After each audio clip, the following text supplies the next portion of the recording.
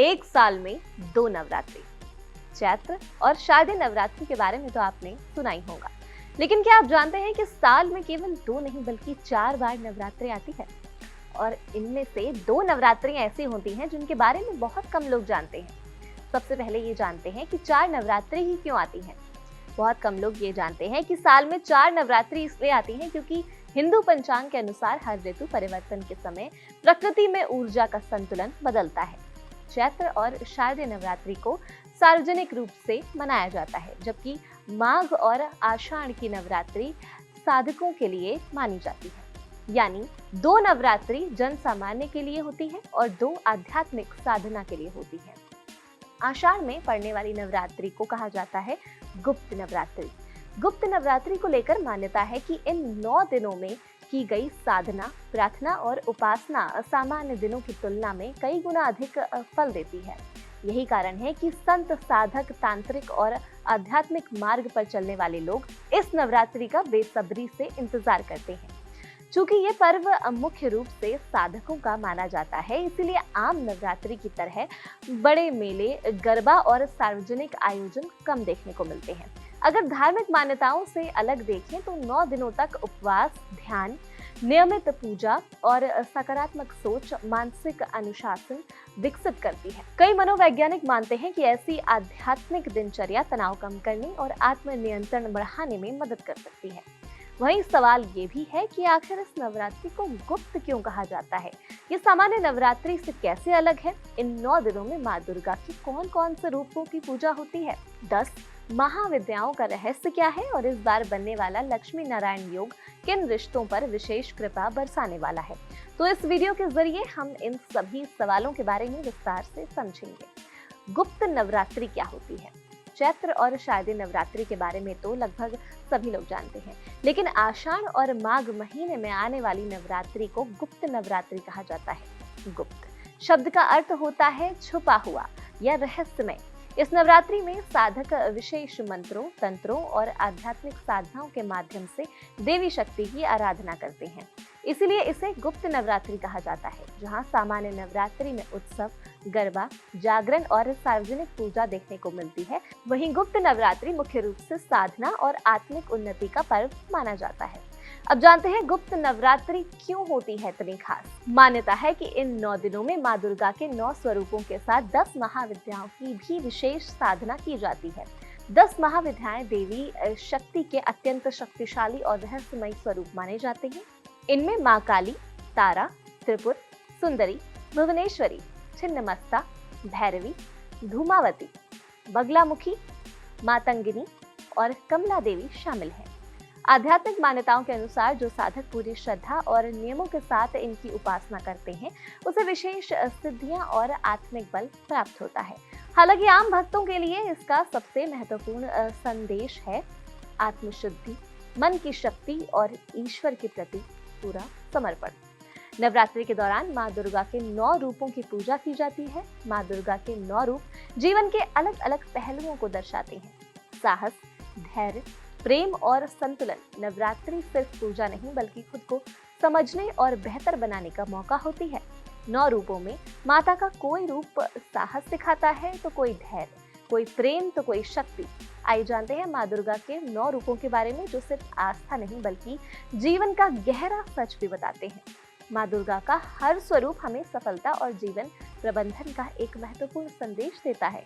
पहला स्वरूप माँ शैलपुत्री। नवरात्रि का पहला दिन माँ शैलपुत्री को समर्पित होता है। ये हिमालय की बेटी है और स्थिरता की प्रतीक मानी जाती है। जैसे जीवन में कोई भी नई शुरुआत होती है, वैसे ही ये रूप हमें मजबूत नींव रखने की सीख देता है। उनका संदेश है कि अगर जीवन में सफलता चाहिए तो सबसे पहले अपने इरादों को चट्टान की तरह मजबूत बनाना होगा। बिना मजबूत नींव के कोई भी इमारत लंबे समय तक खड़ी नहीं रह सकती है। दूसरा स्वरूप माँ ब्रह्मचारिणी। तप और धैर्य का रूप। दूसरे दिन माँ ब्रह्मचारिणी की पूजा होती है। ये तपस्या और संयम का प्रतीक मानी जाती है। आज के समय में जब हर चीज जल्दी चाहिए होती है, ये रूप सिखाता है कि सही चीज पाने के लिए धैर्य कितना जरूरी है। तीसरा स्वरूप माँ चंद्रघंटा। साहस और शांति। तीसरे दिन माँ चंद्रघंटा की आराधना होती है। इनके माथे पर घंटी के आकार का चंद्र होता है। ये रूप बताता है कि अंदर शांति रखते हुए भी बाहरी चुनौतियों का डटकर सामना किया जा सकता है। चौथा स्वरूप, माँ कुष्मांडा देवी। माँ कुष्मांडा देवी को सृष्टि की रचयिता माना जाता है। मान्यता है कि उनकी मुस्कान से ब्रह्मांड की रचना हुई। सृजन की ऊर्जा, जिंदगी में पॉजिटिविटी का महत्व। चौथे दिन माँ कुष्मांडा की पूजा होती है। ये रूप हमें सिखाता है कि छोटी सी मुस्कान भी बड़ी ऊर्जा दे सकती है। पांचवा स्वरूप, माँ स्कंद माता। ममता, प्रेम और जिम्मेदारी का प्रतीक है माँ स्कंद माता। आज की व्यस्त जिंदगी में हम अक्सर रिश्तों की अहमियत भूल जाते हैं। माँ स्कंद माता याद दिलाती हैं कि परिवार और रिश्ते हमारी सबसे बड़ी शक्ति होती है। छठा स्वरूप है माँ कात्यायनी देवी। माँ कात्यायनी साहस, स्वास्थ्य और निर्णय क्षमता की देवी होती हैं। जीवन में कई बार ऐसे मोड़ आते हैं जहाँ कठिन फैसले लेने पड़ते हैं। ये स्वरूप हमें निडर होकर सही निर्णय लेने की प्रेरणा देता है। सातवां स्वरूप, माँ कालरात्रि। माँ कालरात्रि का रूप भले ही उग्र दिखाई देता हो, लेकिन वे भय का अंत करने वाली देवी हैं। उनका संदेश है कि डर को हराए बिना आगे नहीं बढ़ा जा सकता है। हर अंधेरी रात के बाद एक नई सुबह जरूर आती है। आठवां स्वरूप, माँ महागौरी। माँ महागौरी पवित्रता, सादगी और शांति का प्रतीक होती है। आज के दिखावे वाले और प्रतियोगिता वाले युग में ये स्वरूप हमें ये याद दिलाता है कि वास्तविक सुंदरता हमारे चरित्र और व्यवहार में होती है। नौवां स्वरूप, माँ सिद्धिदात्री।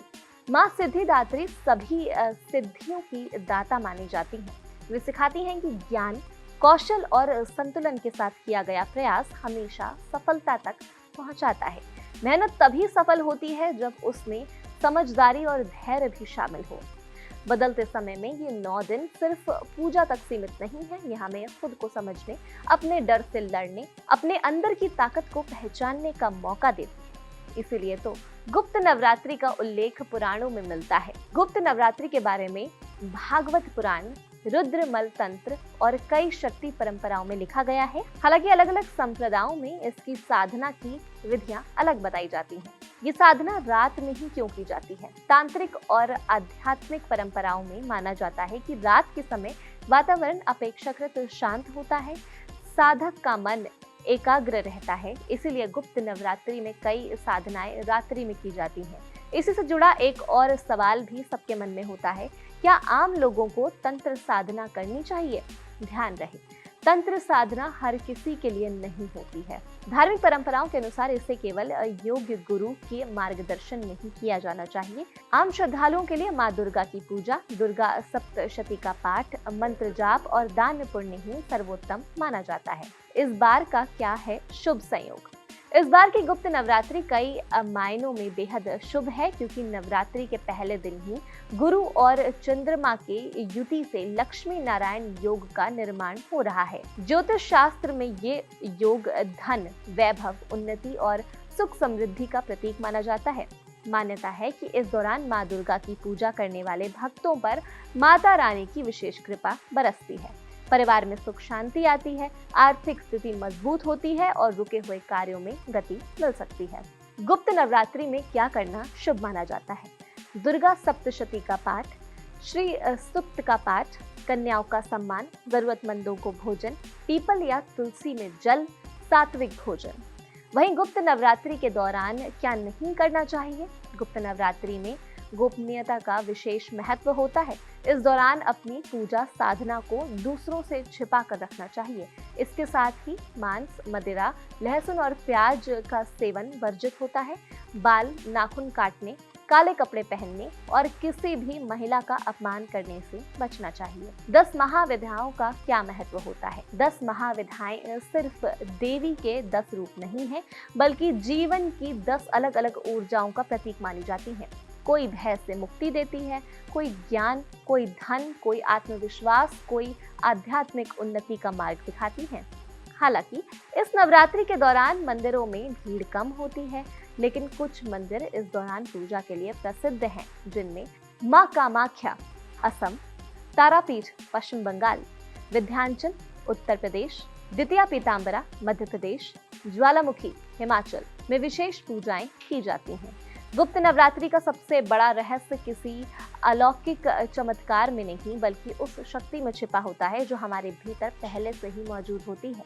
माँ दुर्गा के 9 स्वरूप हमें सिखाते हैं कि जीवन की सबसे बड़ी विजय दूसरों को हराने में नहीं बल्कि अपने भय, क्रोध, मोह और कमजोरियों पर नियंत्रण पाने में होती है। जो साधक ये जीत हासिल कर लेता है उसके लिए गुप्त नवरात्रि सिर्फ एक पर्व नहीं बल्कि आत्म जागरण का मार्ग बन सकती है। गुप्त नवरात्रि हमें याद दिलाती है कि असली शक्ति बाहर नहीं हमारे अपने भीतर छुपी होती है। माँ दुर्गा के 9 स्वरूप यही संदेश देते हैं कि सबसे बड़ी सिद्धि किसी चमत्कार को प्राप्त करना नहीं बल्कि अपने मन की अशांति, अपने डर और अपनी कमजोरियों पर विजय पाना होता है। अगर आपको यह वीडियो पसंद आया तो इसे लाइक करें, शेयर करें, अपने परिवार दोस्तों के साथ शेयर करें और ऐसे ही धार्मिक, आध्यात्मिक और ज्ञान से भरपूर वीडियोस के लिए हमारे चैनल को सब्सक्राइब करना न भूलें।